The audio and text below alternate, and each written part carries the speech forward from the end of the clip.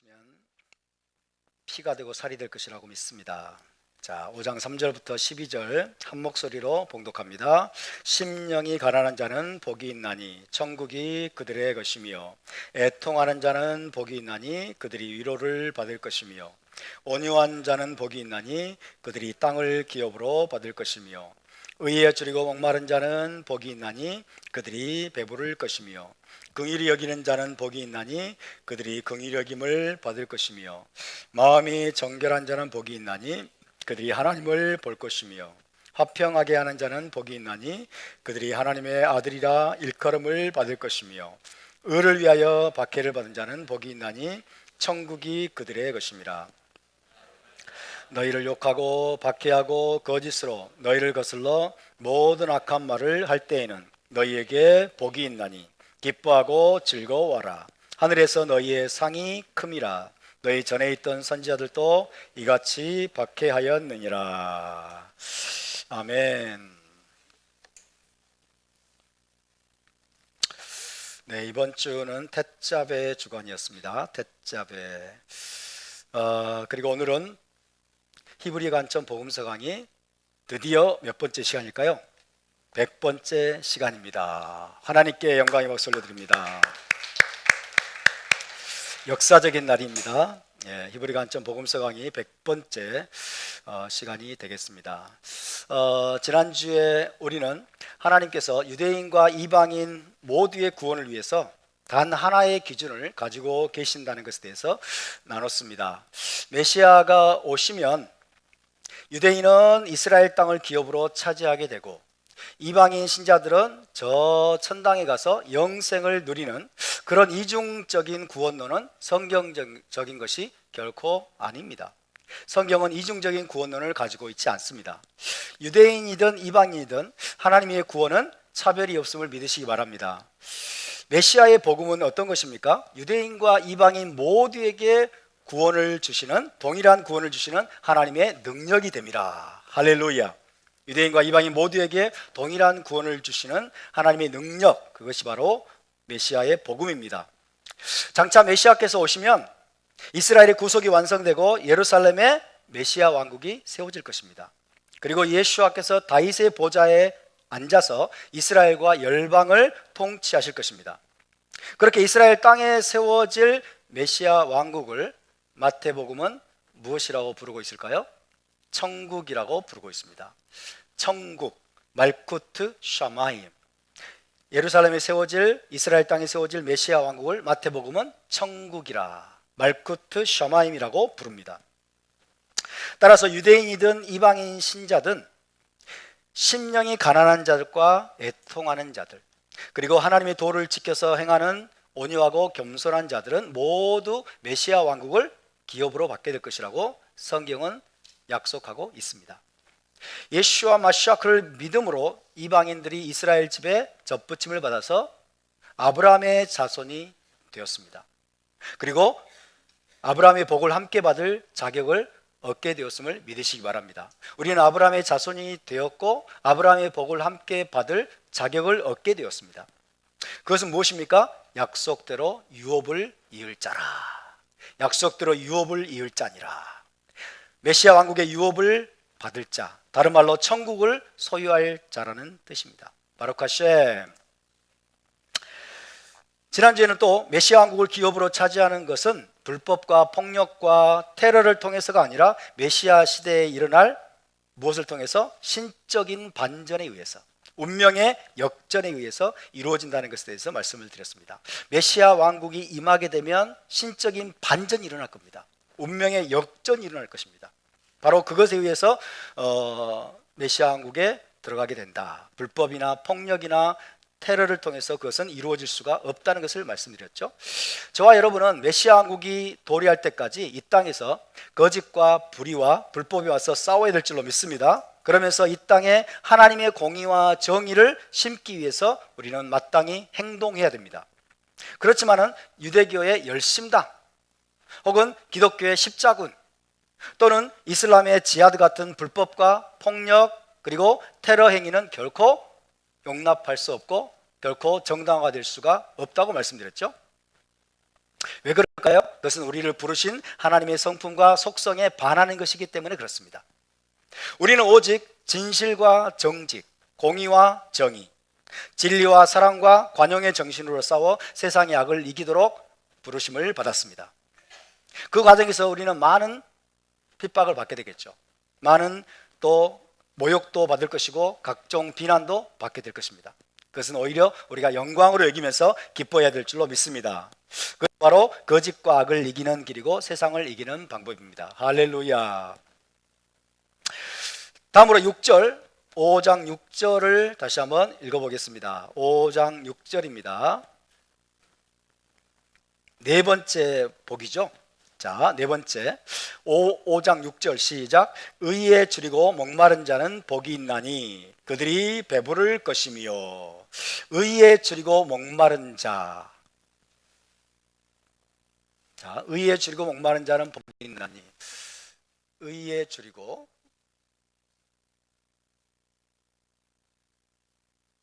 목마른 자는 복이 있나니 그들이 배부를 것이며.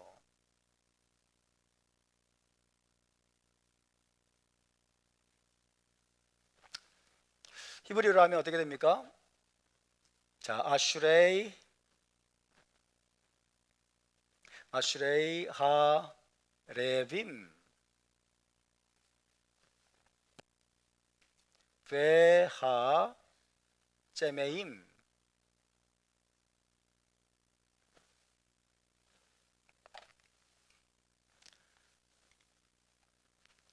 레제덱 키 햄 이스바우. 여기 되죠? 봅시다. 아슈레이 하레빔 베하제메임 레제덱 키햄 이스바우. 자, 레빔 레시 아인 베이트 라에브 그러면 무슨 뜻일까요? 굶주린, 배고픔 이런 뜻이 됩니다. 라에브 이건 복수형이죠. 레빔 그러면 굶주린 자들, 굶주린 자들. 하체메임 짜데 맴 그다음에 알렙 짜메. 짜메 그러면 목마른 이런 뜻입니다. 목마른 짜메. 짜게 먹으면 목마르죠. 예, 그렇게 생각하시면 돼요. 짜게 먹으면 목마릅니다. 짜메. 짜메. 복수형은 째메임이 되죠. 레빔 굶주린 자들, 째메임 그러면 목마른 자들. 레제덱 의에 대하여, 그죠? 의를 향하여, 의를 향하여서 배고프고 굶주리고 목마른 자들은 복되도다. 히 왜냐하면 햄 그들이 이스바우 사바라는 단어가 있죠. 사바 해보사 사바. 사바는 만족해 하다 이런 뜻이에요. 만족시키다, 배부르게 하다 이런 뜻이죠. 이스바우는 그들이 배부를 것이다 이렇게 되죠. 다시 봅시다. 아슈레이 하레빔 베아체메임 레제덱. 혀가 잘 안 돌아가죠? 다시 한번 봅시다. 아슈레이 같이 읽읍시다. 시작. 아슈레이 하레빔 베아체메임 레제덱 키햄 이스바우. 다시 한번. 아슈레이 하레빔 베아체메임 레제덱 키햄 이스바우. 그죠? 의에 줄이고 목마른 자는 복되도다. 왜냐하면 그들이 배부를 것이기 때문이다. 그들이 배부를 것이기 때문이다. 네 번째로 복되고 행복한 사람에 대해서 주님께서 말씀하신 것입니다. 누가복음 6장에 보면요, 누가복음 6장 21절에서는 어떻게 되어 있냐면 지금 줄인 자는 복이 있나니 너희가 배부름을 얻을 것이며 라고 되어 있습니다. 지금 굶주린 자는 복이 있나니. 다른 설명이 없죠? 다른 뭔가 붙어 있지 않습니다. 지금 굶주린 자는 복이 있나니 너희가 배부름을 얻을 것이며 라고 말씀하셨고, 누가복음 6장 25절에서는 화 있을진저 너희 지금 배부른 자여 너희는 주리리로다 라고 말씀하셨어요. 너희 지금 배부른 자여 너희는 주리리로다. 자, 지금 굶주린 자는 배부름을 얻을 것이고, 지금 뭐예요? 배부른 자. 지금 배부르신 분 손 한번 들어보세요. 다행히 아무도 없네. 아침 식사하신 지 오래돼가지고. 지금 배부른 자여 너희는 주리리로다. 뭐예요? 지금 운명의 역전이 나오죠? 그죠? 반전이 일어납니다. 그죠? 지금 현 세상과 그 다음에 메시아 시대에 역전이 일어나는 거죠. 디바인 리버설. 하나님에 의해서 운명이 역전되는.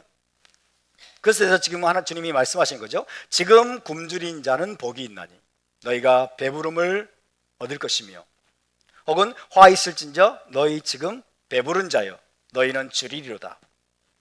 다가올 메시아 왕국에서 운명의 역전이 일어날 것을 예고하시는 말씀입니다.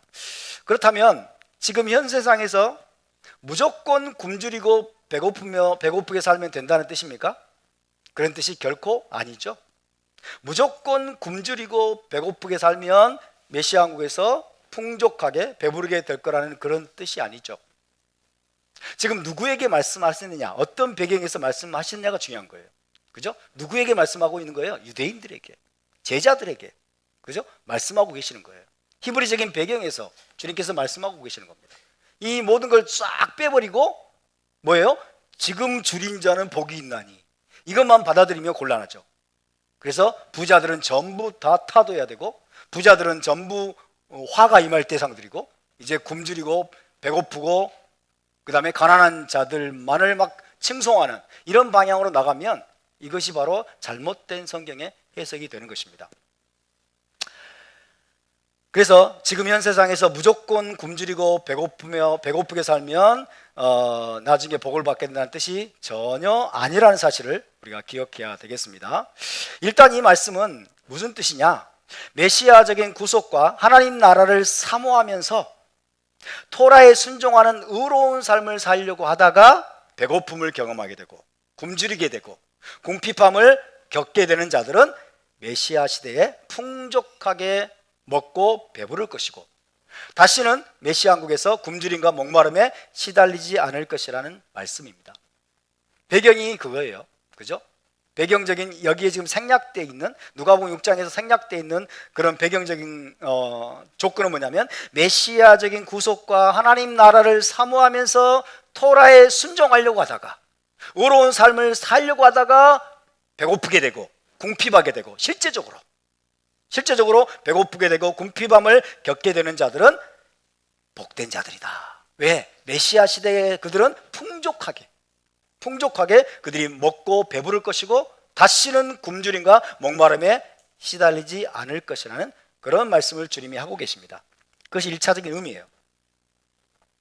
반면에 이 땅의 사치와 향락을 쫓아 살면서 자기 배만 채우는 자들, 이 땅의 사치와 향락을 쫓아 살면서 자기 배만 채우는 자들, 그리고 궁핍한 자들에게 손을 벌리고 베풀 생각을 하지 않는 자들, 이런 자들은 다가올 시대에, 메시아 시대에 굶주림과 목마름을 겪게 될 것이다.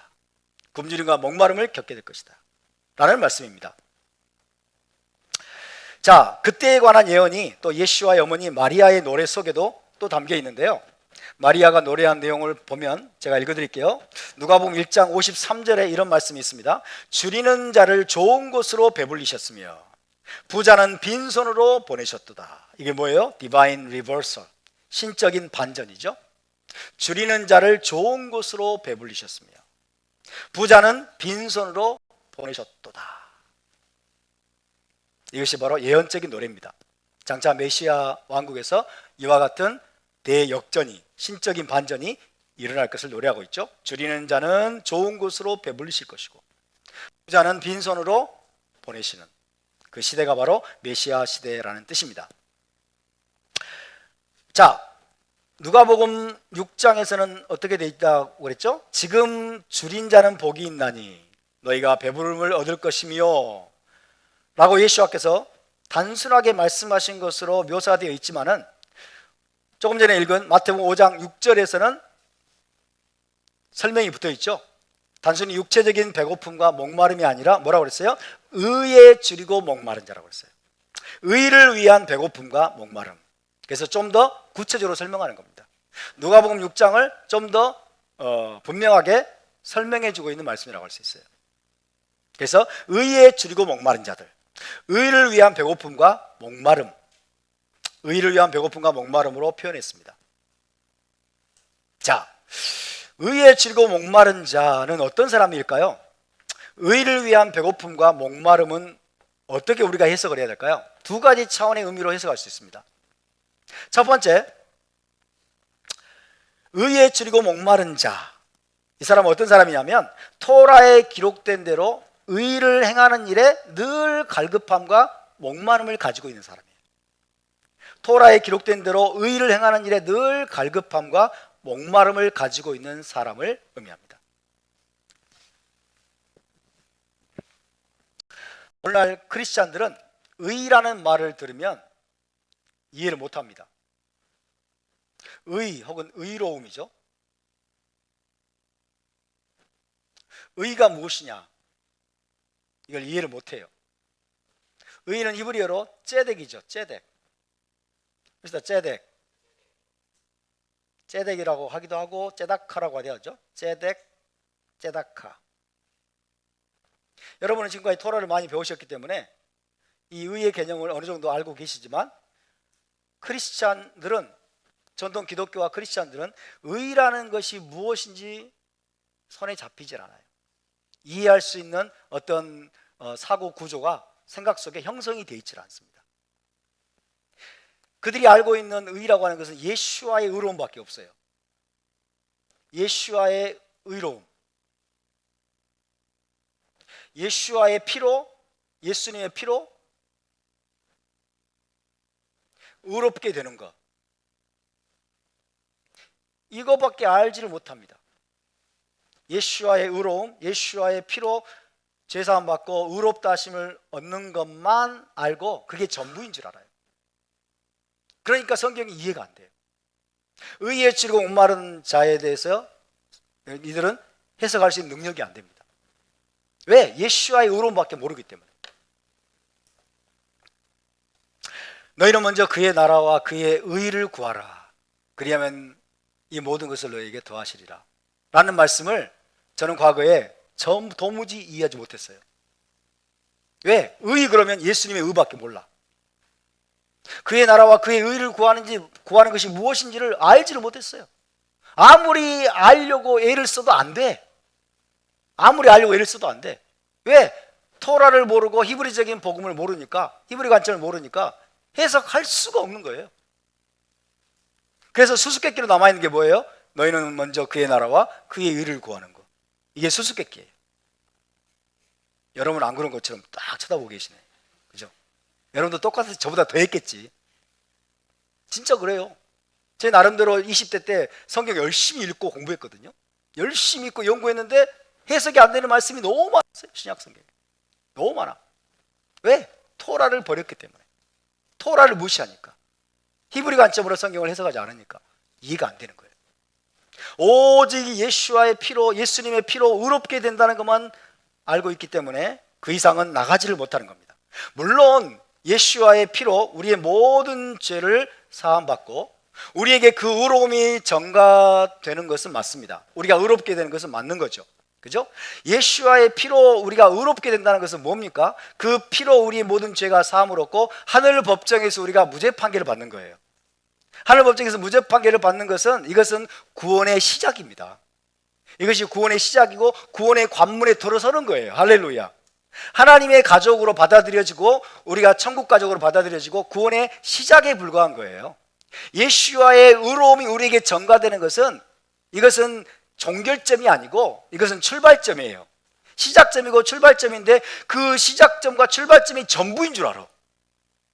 전부인 줄 알아요. 그리고 더 이상은 나가지를 못해.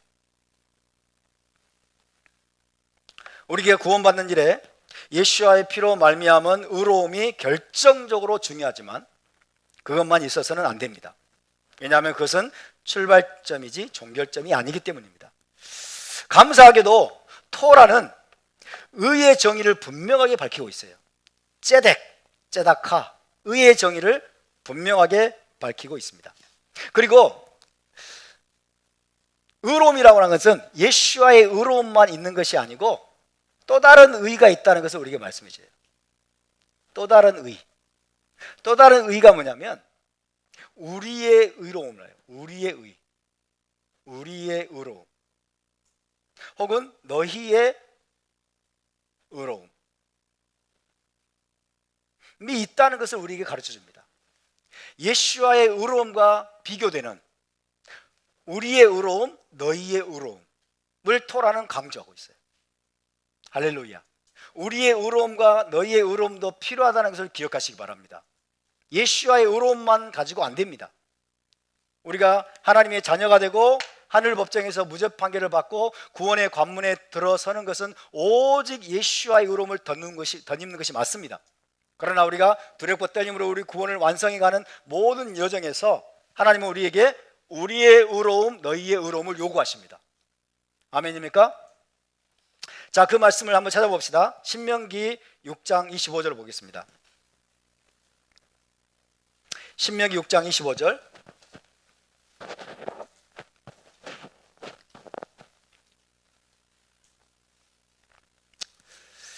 토라를 통해서 우리가 행해야 되고 우리가 나타내야 할 의로움을 말씀합니다. 신명기 6장 25절입니다. 시작. 우리가 그 명령하신 대로 이 모든 명령을 우리 하나님 여호와 앞에서 삼가 지키면 그것이 곧 우리의 의로움이니라 할지니라. 할렐루야.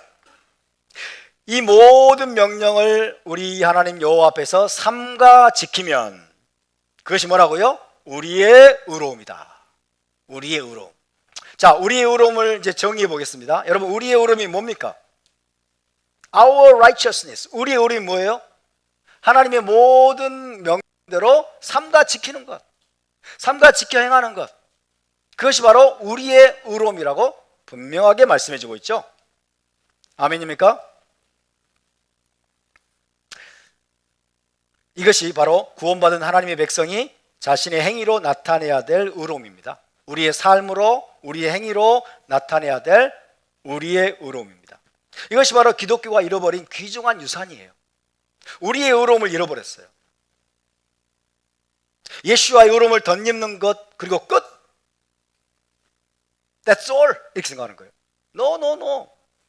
예수와의 의로움을 덧입었어. 우리 하나님 앞에서 이제 너희 모든 죄가 사해졌고 너희는 이제 무죄 판결이 무죄다 라고, 여러분, 무죄 판결을 받았으면 그때부터는 뭐예요? 그 다음이 중요하죠. 그 다음은 어떻게 행동할 것이냐, 어떻게 살아갈 것이냐. 토라의 모든 명령대로 우리가 삼가 지켜 행함으로써 우리의 삶으로 나타내야 될 우리의 의로움이 있다는 것을 기억하시기를 바랍니다. 신명기 24장으로 가보겠습니다. 24장 13절.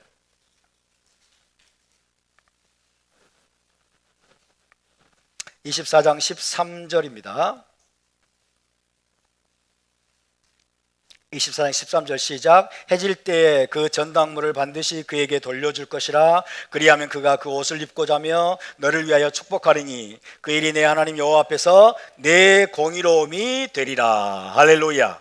내 공의로움, 내 의로움, 너의 의로움을 말씀하시고 있어요. 너의 의로움. 그죠? 하나님의 명령대로 가난한 자에게 행하는 것, 하나님 명령대로 가난한 자에게 행하는 것이 내 의로움이다 라고 말씀해 주고 있어요. 내 의로움. 그리고 너는 그 너의 의로움을 나타내라고 말씀해 주고 있어요. 아멘입니까? 마태복음 5장 20절 봅시다. 마태복음 5장 20절.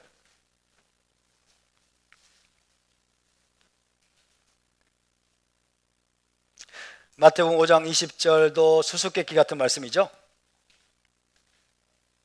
대부분의 크리스찬들이 건너뛰고 싶어하는 말씀입니다. 마태복음 5장 20절 시작. 내가 너희에게 이르노니 너희 의가 서기관과 바리새인보다 더 낫지 못하면 결코 천국에 들어가지 못하리라. 결코 천국에 들어가지 못하리라고 말씀하시니까 뭔가 심각한 말씀 같은데 이해가 안 되니까 건너뛰어요. 건너뛰어. 예수와께서 하신 말씀이에요. 내가 너희에게 이르노니. 너희 의가, 누구의 의가? 너희의 의가.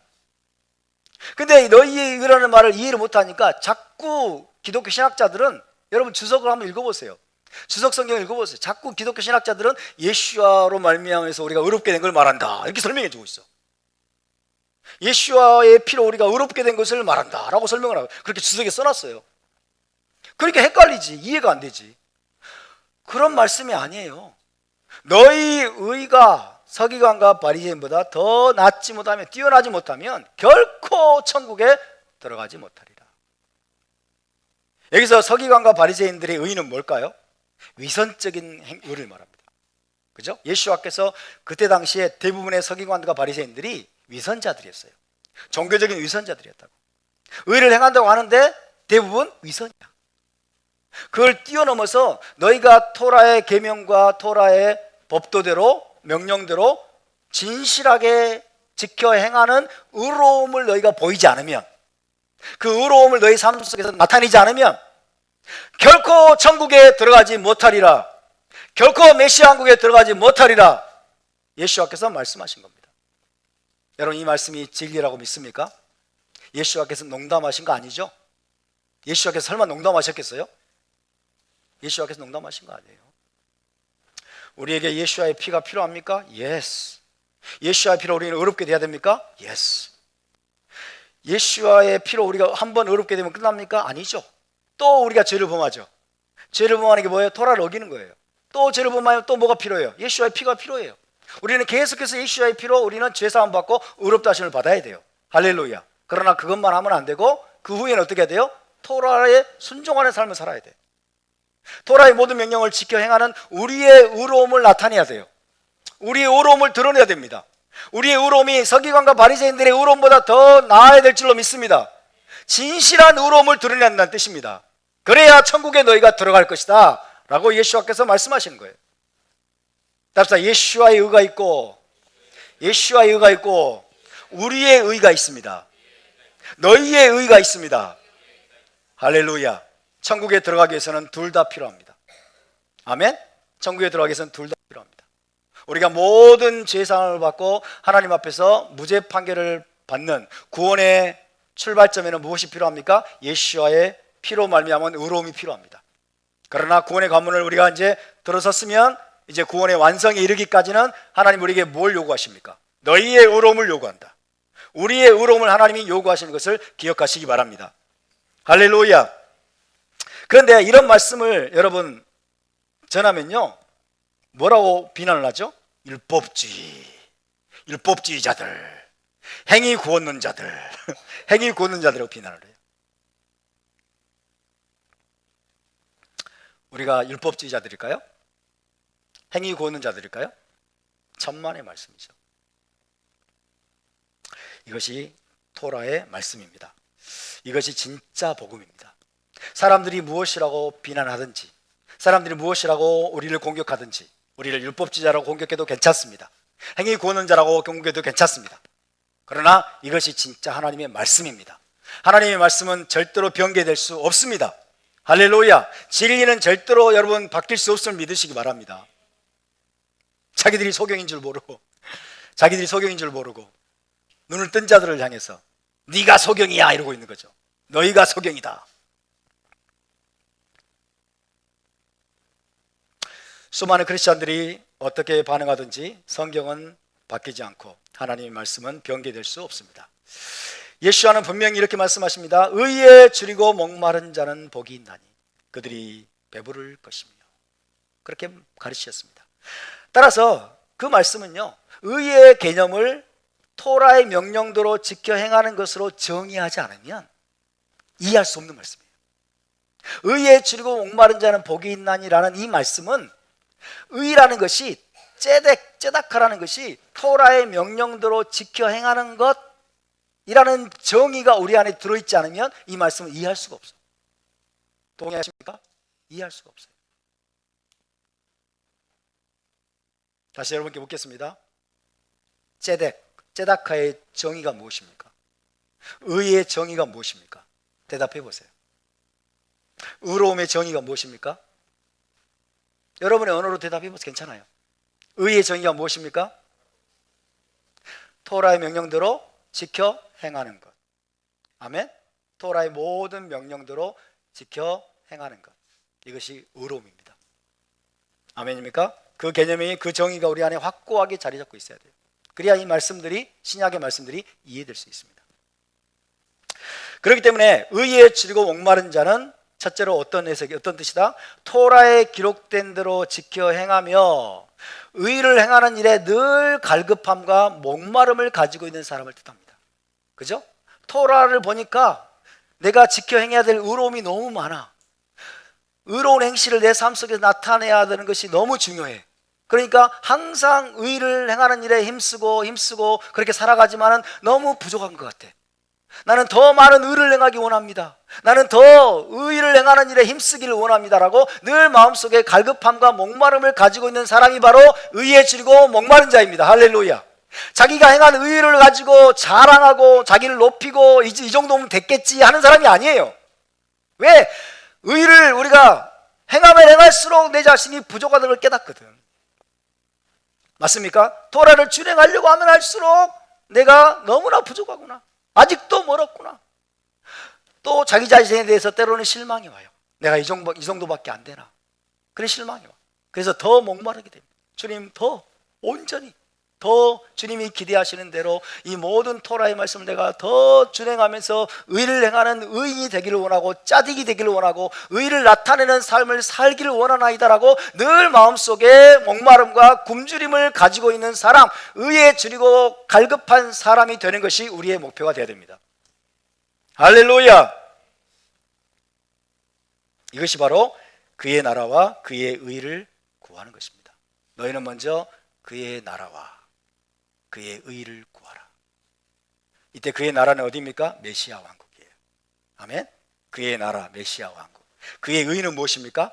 토라에 순종하는 것. 그러니까 그의 나라를 구하는 자들은, 메시아 왕국을 사모하는 자들은 뭐예요?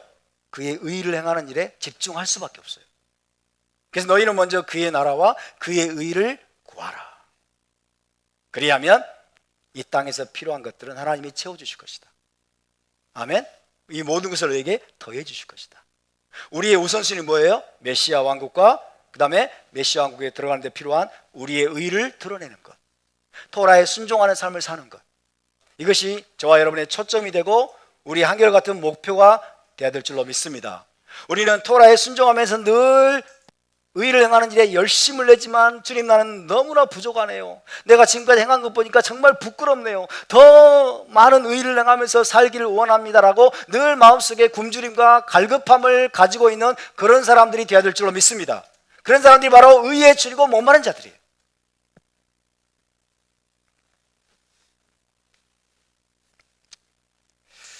우리의 의가 위선적인 서기관들과 바리새인들보다 더 나은 삶을 살 수 있기를 주의 이름으로 축원합니다. 토라에 순종하는 가운데 항상 공의와 정의를 행하기를 갈망하고 갈급해하는 우리 모두가 되어야 될 줄로 믿습니다.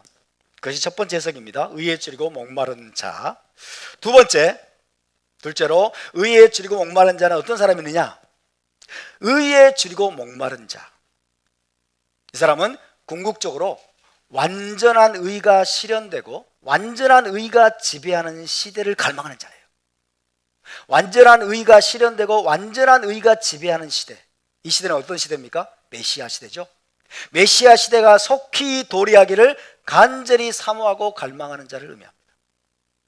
지금 보니까 세상이 너무 망가졌어요.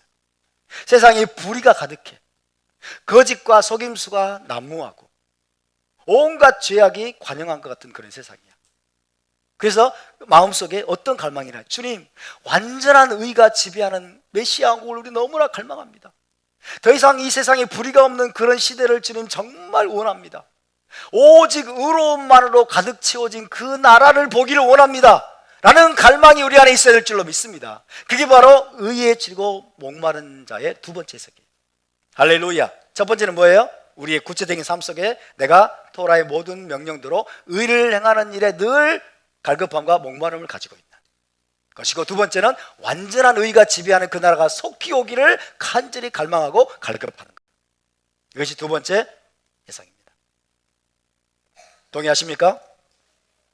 여러분, 메시아 시대가 되면 우리의 모든 육체적인 배고픔과 목마름뿐만 아니라 영적인 배고픔과 목마름까지도 완전히 해결될 것입니다. 의에 줄이고 목마른 자는 복이 있나니 그들이 배부를 것이며. 그죠? 육체적인 배고픔과 목마름뿐만 아니라 우리의 모든 영적인 배고픔과 목마름까지도 전부 만족해야 되는 시대가 바로 메시아 왕국입니다. 그 결과 다시는 굶주리거나 목마르지 않고 영적으로나 육적으로 완전한 만족을 누리는 시대가 바로 메시아 왕국이죠. 메시아 왕국에서 하나님은 우리에게 온갖 기름지고 풍성하고 아름다운 것들로 우리를 배부르게 하실 것이고, 생명수 샘물과 오랫동안 저장해온 최상급 포도주를 마시게 할 겁니다. 최상급 포도주를 마시게 할 거예요. 그것이 우리가 메시아 왕국에서 누리게 될 만족입니다. 배부름입니다. 한번 찾아보시다 성경을. 이사야 25장 6절을 보겠습니다. 우리의 육체적인 배고픔과 굶주림뿐만 아니라, 목마름뿐만 아니라 영적인 굶주림과 목마름까지도 온전하게 채워지고 우리가 만족하는 시대입니다. 이사야 25장 6절 시작. 만군의 여호와께서 이 산에서 만민을 위하여 기름진 것과 오래 저장하였던 포도주로 연회를 베푸시리니, 곧 골수가 가득한 기름진 것과 오래 저장하였던 맑은 포도주로 하실 것이며. 할렐루야. 이때가 언제예요? 메시아 시대입니다. 메시아 시대가 되면 하나님이 시온산에서 기름진 것과 오랫동안 저장하였던 포도주로 연회를 베푸실 것이다. 골수가 가득한 기름진 것과 오랫동안 저장하였던 맑은 포도주로 하실 것이며, 그래서 모든 사람을 만족해 배부르게 하실 것이다. 의에 줄이고 목마른 자는 배부를 것이라고 지금 말씀하고 있죠. 배부를 것이다. 만족할 것이다. 온전한 만족을 누릴 것이다. 육적인 것뿐만 아니라 영적인 배부름, 만족까지 배부를 것이다 말씀하고 있는데, 이사야 25장 6절에 그 말씀을 하고 있어요. 시온산에서 만민을 위해 기름진 것, 오랫동안 저장하였던 포도주로 하나님이 연회를 베푸실 것이다. 골수가 가득한 기름진 것과 오래 저장하였던 맑은 포도주로 하실 것이며. 여기에 대해서 랍비들은 어떻게 해석할까요? 태초부터 하나님이 저장하여 두고 숨겨두었던 그 포도주를 마시게 할 것이다. 오래 저장했던 거예요. 하나님이 오랫동안 감춰둔 거예요. 오랫동안 저장하였던 포도주를 마시게 할 거다. 언제부터? 태초부터. 6,000년 된 포도주. 상상을 한번 해보세요. 6,000년 동안 하나님이 숨겨두었던 오랫동안 저장하였던 최상급 포도주로 우리를 만족해 하실 하나님. 할렐루야. 그러니까 포도주 마시는 것을 죄악시하지 마세요. 하나님이 포도주를 준비해 주고 계세요. 아시겠죠? 네, 포도주에 취하는 것은 좀 문제가 있지만, 자, 그것이 바로 메시아 시대에 대한 예언입니다. 이사야 41장으로 가보겠습니다. 41장 17절 18절 41장 17절 18절 시작. 가련하고 가난한 자가 물을 구하되 물이 없어서 갈증으로 그들의 혀가 마를 때에 나 여호와가 그들에게 응답하겠고, 나 이스라엘 하나님이 그들을 버리지 아니할 것이라. 내가 헐벗은 산에 강을 내며 골짜기 가운데 샘이 나게 하며 광야가 못이 되게 하며 마른 땅이 샘 근원이 되게 할 것이며. 할렐루야. 이것이 또한 메시아 시대에 대한 예언이라고 할 수 있습니다. 헐벗은 산에 강을 내며 골짜기 가운데 샘이 나게 하며 광야가 못이 되게 하며 마른 땅이 샘 근원이 되게 할 것이며. 또 43장 20절 이사야 43장 20절입니다. 43장 20절 시작. 장차 들짐승 곧 승냥이와 타조도 나를 존경할 것은 내가 광야의 물을 사막의 강들을 내어 내 백성 내가 택한 자에게 마시게 할 것임이라. 할렐루야. 광야의 물을 내시고 사막의 강들을 내는 시대가 언제예요? 메시아 시대예요. 메시아 시대는 여러분 광야에서 샘이 솟을 것입니다. 아멘. 아라바 광야에 생수의 강이 흐르게 될 것입니다. 이것이 바로 메시아 시대예요. 그래서 목마른 자들을 여러분 하나님이 만족해 하실 것이라고 말씀하고 있죠. 44장 3절 43장 3절입니다. 시작. 나는 목마른 자에게 물을 주며 마른 땅에 시내가 흐르게 하며 나의 영을 내 자손에게 나의 복을 내 후손에게 부어주리니 언제? 메시아 시대. 그죠? 구속이 완성이 되고 메시아 시대가 될 때 하나님이 목마른 자에게 마음껏 물을 공급해주고 마른 땅에는 시내가 흐르게 하고 하나님의 영을 내 자손에게, 이스라엘 자손에게, 하나님의 복을 내 후손에게 부어줄 것이다. 49장, 이사야 49장 9절에서 10절입니다. 49장 9절에 10절 시작. 내가 잡혀있는 자에게 이르기를 나오라 하며 흑암에 있는 자에게 나타나라 하리라. 그들이 길에서 먹겠고 모든 헐벗은 산에도 그들의 풀밭이 있을 것인즉 그들이 줄이거나 목마르지 아니할 것이며 더위와 볕이 그들을 상하지 아니하리니 이는 그들을 긍휼히 여기는 이가 그들을 이끌되 샘물 근원으로 인도할 것임이라. 아멘. 줄이거나 목마르지 아니할 것이며 샘물 근원으로 하나님이 이스라엘을 인도하시는 시대, 그 시대가 메시아 시대입니다. 55장 1절 3절입니다. 이사야 55장 1절에 3절 55장 1절에 3절입니다. 시작. 오라 너희 모든 목마른 자들아 물로 나오라. 돈 없는 자도 오라. 너희는 와서 사 먹되 돈 없이 값없이 와서 포도주와 젖을 사라. 너희가 어찌하여 양식이 아닌 것을 위하여 은을 달아주며 배부르게 하지 못할 것을 위하여 수고하느냐. 내게 듣고 들을지어다. 그리하면 너희가 좋은 것을 먹을 것이며 너희 자신들이 기름진 것으로 즐거움을 얻으리라. 너희는 귀를 기울이고 내게로 나와 들으라. 그리하면 너희의 영혼이 살리라. 내가 너희를 위하여 영원한 언약을 맺으리니 곧 다윗에게 허락한 확실한 은혜니라. 할렐루야. 너희는 내게 듣고 들을지어다. 그리하면 너희가 좋은 것을 먹을 것이며 너희 자신들이 기름진 것으로 즐거움을 얻으리라. 물론 이것은 우리가 토라를 지금 공부할 때 부분적으로 영적으로 누릴 수 있는 거죠. 그렇지만 이것이 온전히 이루어지는 시대가 바로 메시아 시대입니다. 할렐루야. 자, 지금까지 읽었던 이 모든 말씀들이 장차 메시아 시대를 가리키는 예언이라고 할 수 있습니다. 장차 하나님께서 메시아 왕국에서 큰 연회를 베푸실 것이고 큰 잔치를 베푸실 것이고 온갖 기름지고 풍성한 음식들과 최상급 포도주를 준비하실 것입니다. 그리하여 현 세상에서 의에 줄이고 목말랐던 자들, 그들로 하여금 마음껏 먹고 마시며 배부르게 하실 것입니다. 따라서 메시아 시대가 되면 다시는 굶주림과 목마름이 없을 것이고 가난하거나 궁핍한 자도 사라지게 될 것입니다. 메시아 왕국에 참여하는 모든 의인들의 영적이고 육적인 목마름과 배고픔이 완전히 채워지고 영원한 만족을 누리는 시대가 될 것입니다. 할렐루야. 따라서 의에 줄이고 목마른 자는 복이 있나니 그들이 배부를 것이며 라는 이 말씀은 그들이 왕국에 참여할 것이며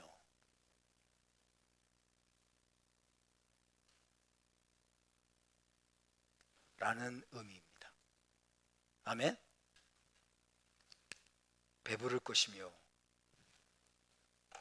단순히 영적으로 조금 만족할 것을 주님이 말씀하지 않았었어요. 단순히 육적인 배고픔과 굶주림이 그냥 사라질 것을 말씀하는 게 아니에요. 주님이 궁극적으로 주고자 하시는 복을 말씀해 주고 있는 거예요. 그래서 영적 그들이 지금 의에 줄이고 목마른 자들은 그들이 장차 배부를 것이며라고 말씀하신 것은 주님이 지금 뭘 말씀해 주고 있다? 메시아 왕국의 복을 말씀해 주고 있는 거예요. 아멘입니까? 이것을 들을 수 있는 귀가 열려야 돼. 예수와께서 이걸 말씀하고 있는데 우리는 단순히 육적인 배부름? 아니면 토라 공부하다가 영적으로 내가 좀 만족하네? 이 정도를 말씀하는 게 아니에요. 이 정도를 말씀하는 게 아니에요. 주님이 정말로 주고자 하시는 이 풍족한 모든 차원의 목마름과 굶주림과 배고픔이 다 만족해 되는 완전한 배부름과 완전한 만족을 누리게 되는 메시아 왕국에 대해서 주님이 지금 말씀해 주고 있는 거예요. 할렐루야. 이것을 들을 수 있는 우리의 귀가 열릴 수 있기를 주의 이름으로 축원합니다. 예수와께서 약속하시는 복은 거의 대부분 구속의 완성인 메시아 왕국, 다른 말로 천국에 들어가는 것임을 기억하시기 바랍니다. 1세기 당시에 유대인들은요, 1세기 당시 유대인들은 로마의 학정에 시달리고 신음하면서 살았습니다.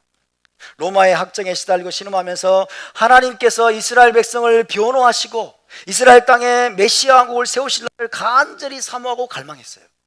당시의 유대인들, 지금 예수와의 청중들입니다. 예수와께서는 제자들에게 하나님의 의로운 통치를 향한 그들의 굶주림과 목마름이 머지않아 채워질 것이라는 확신을 심어주신 거예요.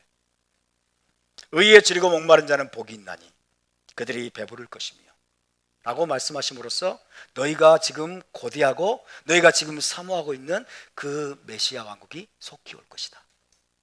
지금 그 약속을 주고 계시는 겁니다. 아멘. 예수와의 청중을 생각해 보세요. 1세기 유대인들, 예수 앞에 몰려온 제자들 생각해 보세요. 그들은 전부 다 로마의 학정에 시달리면서 하나님이 이스라엘을 변호해 주시고 이스라엘의 포로들이 돌아와서 이스라엘 땅에 메시아 왕국이 세워지기를 간절히 고대하는 자들이었어요. 그로 말미암아서 그들이 때로는 짓밟히고 때로는 그들이 궁핍하게 되고 배고프게 되고 굶주리게 됐어요. 그런 자들에게 주님이 말씀하시는 거예요. 그런 자들은 이제 곧 배부르게 될 거다. 곧 이제 배부르게 될 것을 너희는 기대하라. 뭐예요? 너희가 고대하고 사모하는 그 메시아 왕국이 이제 곧 도래할 것이고 나를 통해서 이루어질 것이다. 할렐루야. 예수께서 지금 그렇게 말씀하고 계시는 거예요. 오늘날 우리도 마찬가지입니다.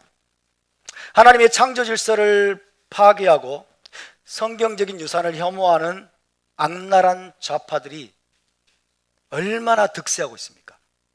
좌파 공산주의 세력들, 이슬람 세력의 만행들, 그리고 언약을 배반하고서 세상적인 사치와 향락에 빠져 살아가는 세속적인 유대인들과 크리스찬들, 그들의 가증스러운 행위들로 인해서 하나님의 의로운 통치가 나타나기를 갈망하는 우리의 굶주림과 우리의 목마름도 점점 깊어져만 갑니다.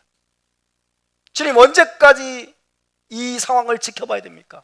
언제까지 하마스가, 언제까지 후티 반군이, 언제까지 이란이, 언제까지 헤스볼라가 저렇게 이스라엘을 난도질하고 죄 없는 여성들을 마구잡이로 강간하고 마구잡이로 목 잘라 죽이고 사지를 잘라버리고 부모가 지켜보는 앞에서 아이를 오븐에 넣어가지고 구워버리고 이런 만행들을 하는 것을 언제까지 주님 지켜봐야 됩니까? 언제까지 대한민국에서 종북 주사파들이 지금 국회를 장악하려고 저렇게 난리를 치고 있는 모습을 주님 보아야 됩니까?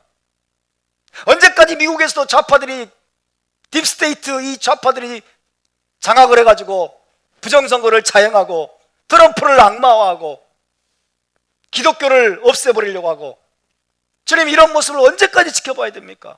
우리 안에 정말 목마름과 갈급함이 날마다 깊어지는 것 같아요. 이 목마름과 이 갈급함을 하나님이 지금 듣고 계심을 믿으시기 바랍니다. 들으시면서 우리 안에 있는 이 갈급함, 하나님 완전한 의가 지배하고 완전한 의가 나타나는 그 메시아 왕국을 우리가 너무나 갈망합니다 라는 우리의 갈망에 하나님이 지금 응답해서 오늘 우리에게도 말씀해 주고 있습니다. 너희는 참으로 복된 자다. 너희는 정말 행복한 자들이다. 바로 너희 같은 자들을 내가 찾고 있다. 하나님께서 우리에게 그렇게 말씀하고 계신다고 믿습니다. 우리의 이 목마름과 굶주림, 이것이 여러분 너무나도 가치 있는 것임을 믿으시기 바랍니다. 우리는 절망할 필요가 없습니다. 세상을 바라보면 정말 때로는 절망스러워요. 때로는 좌절스럽습니다. 과연 이 나라가 힘이 있을까? 건국전쟁 88만 명이라고 하지만은 1000만 되려면 택도 없잖아요. 그죠? 절대 다수가 거짓된 역사관에 속아가지고 좌파들에게 부역하고 있고, 통진당 시즌2가 지금 재현되려고 하고 있잖아요. 이재명에 의해서 통진당 시즌2. 그래가지고 국회에 여러분 친북 돌격대가 지금 친북 돌격대 100명만 들어가도 어떻게 되겠습니까? 이 나라가 진짜 심각한 상황이에요.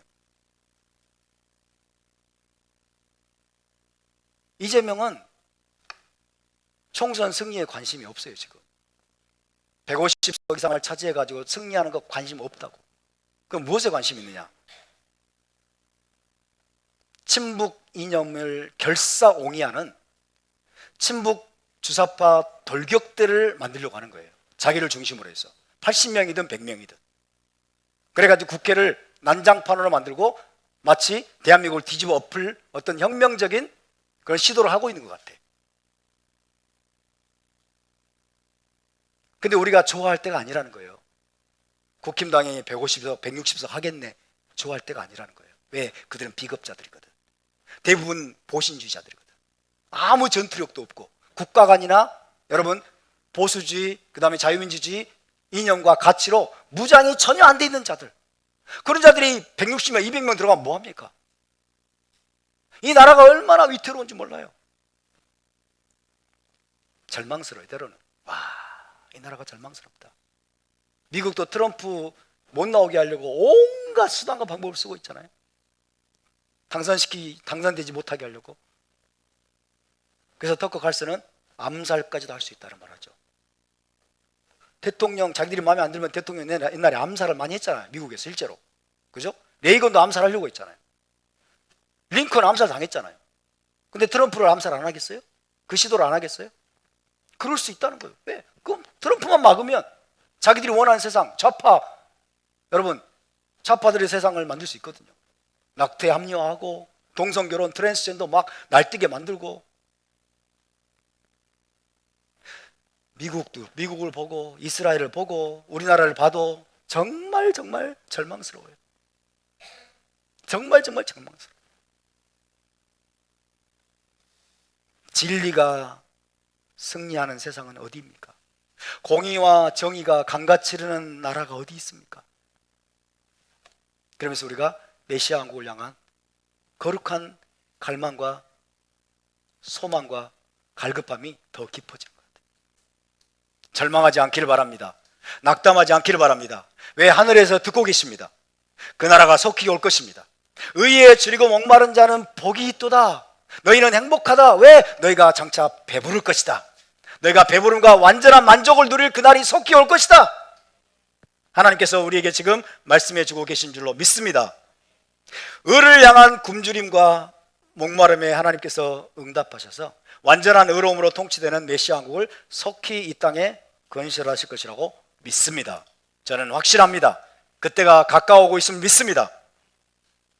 그때 우리의 모든 굶주림과 목마름은 완전하게 채워질 것입니다. 바루크 하셈. 자, 이제 7절을 다 함께 읽어보겠습니다. 7절 시작. 긍휼히 여기는 자는 복이 있나니 그들이 긍휼히 여김을 받을 것이며. 긍휼히 여기는 자는 복이 있나니 그들이 긍휼히 여김을 받을 것이며.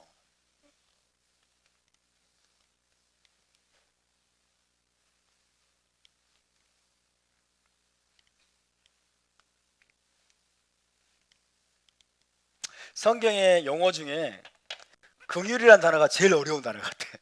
긍휼. 현대 이 대한민국에서 긍휼이라는 단어는 거의 안 쓰죠? 거의 사라졌어요. 성경에만 있는 단어야. 아슈레이, 긍휼히 여기는 자. 아슈레이 하라하마님.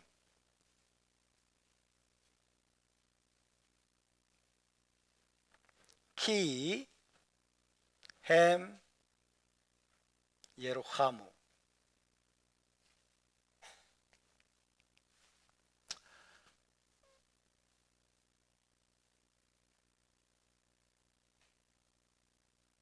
라하만 해봅시다. 라하만이라는 단어. 라하만이라는 단어는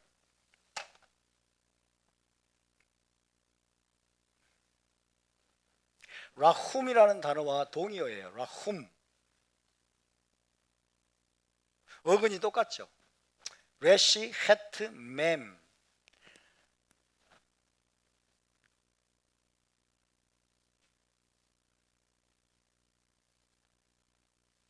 명사로 하면 이제 복수형으로 쓰이는데 라하밈 그러죠. 라하밈. 따라서 라하밈은 자비를 말합니다. 자비.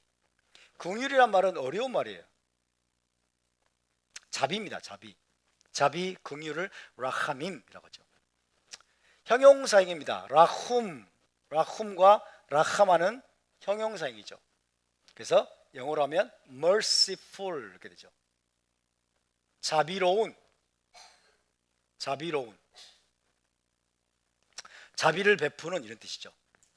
그래서 아슈레이하 라하마님, 그럼 복수형입니다.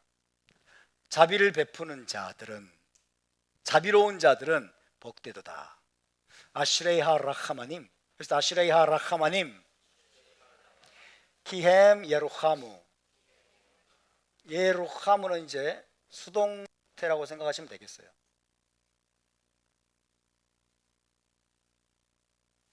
수동태 이렇게 되겠죠. 예루하무, 그죠?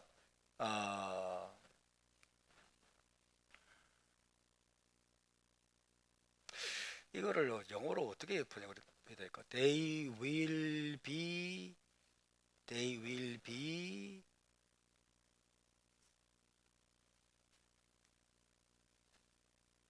자, 저 수동태인데 불쌍히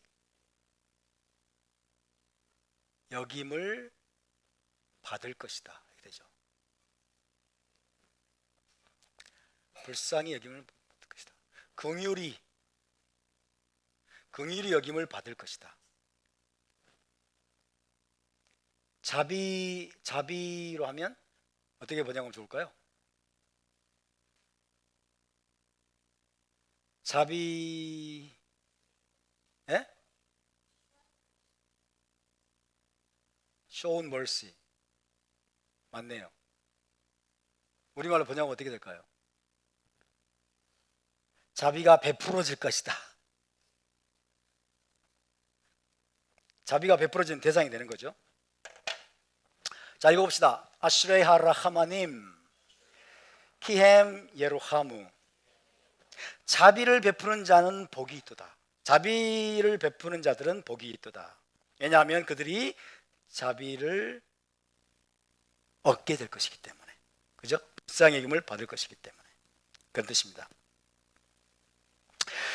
다른 사람을 향해서 자비를 베풀고 긍휼히 여기는 사람은 복되고 행복한 사람이라고 말씀하십니다.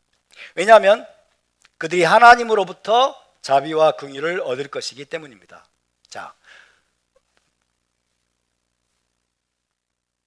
긍휼히 여기는 자는 복이 있나니 그들이 긍휼히 여김을 받을 것이며, 누구로부터? 하나님으로부터. 그죠? 긍휼히 여김을 받을 것이면 수동태죠. 그죠? 이거를 신적 수동태라고 말합니다. 수동태로 쓰였는데 내용상은 하나님에 의한 수동태예요. 행위자가 하나님이야. 그래서 그들이 긍휼히 여김을 받을 것이며 라는 말은 하나님이 그들을 긍휼히 여기실 것이기 때문에 그런 뜻입니다. 하나님께서 그들에게 자비와 긍휼을 베풀어 주실 것이기 때문에 그들은 복되도다 라고 말씀하시는 거죠. 여러분, 왜 우리는 자비롭고 긍휼을 베푸는 자가 되어야 될까요? 왜 우리는 자비롭고 긍휼을 베푸는 자가 되어야 될까요? 그것은 우리 하나님이 그런 분이시기 때문입니다. 우리 하나님의 가장 중요한 속성들 중에 하나가 뭐예요? 자비로우신 분이기 때문에, 긍휼을 베푸시는 분이기 때문에, 우리 하나님이 merciful God, 자비로우신 분이기 때문에 우리도 자비로운 자가 되어야 될 줄로 믿습니다. 하나님의 중요한 속성, 출애굽기 34장에 계시된 여호와 하나님의 13가지 속성이 있죠. 13가지 속성 중에 하나가 뭡니까? 엘 라훔이죠. 여기서 엘 라훔, merciful God이에요. 자비로운 하나님. 여호와라, 그죠? 은혜롭고 자비롭고 노하기를 더디하고 인자와 진실이 많은 하나님이라, 그죠? 자비로운 하나님. 우리 하나님의 칭호 중에 하나가 엘 라훔이에요. 우리 하나님이 자비로우신 분이기 때문에 하나님에 의해서 구원받은 이스라엘도 자비로운 존재가 되어야 될 줄로 믿습니다. 우리는 하나님을 본받는 자가 되도록 부르심을 받았어요. 이스라엘은 하나님을 모든 차원에서 하나님을 본받아야 된다라고 말씀해 주고 있어요. 이스라엘의 부르심이 바로 그겁니다. 하나님을 본받는 겁니다. 하나님이 공의롭고 정의로운 분이시듯 이스라엘도 공의롭고 정의로운 존재가 되어야 됩니다. 하나님이 언약에 신실하시듯 이스라엘도 언약에 신실한 자가 되어야 됩니다. 우리는 모든 차원에서 하나님의 성품과 그 아름다우신 속성을 본받아야 될 줄로 믿습니다. 하나님이 자비로우신 분이듯 우리도 자비로운 존재, 자비를 베푸는 자가 되어야 될 줄로 믿습니다. 그럴 때 우리는 세상 속에서 하나님의 아름답고 탁월하신 속성들을 세상 사람들에게 보여줄 수 있겠죠. 하나님이 어떤 분이라는 것을 우리가 세상 속에 나타내고 보여주는 제사장의 역할을 감당할 수 있게 될 것입니다. 자, 오늘 여기까지 하고 다음 주에 계속해서 나누도록 하겠습니다. 우리 함께 일어나서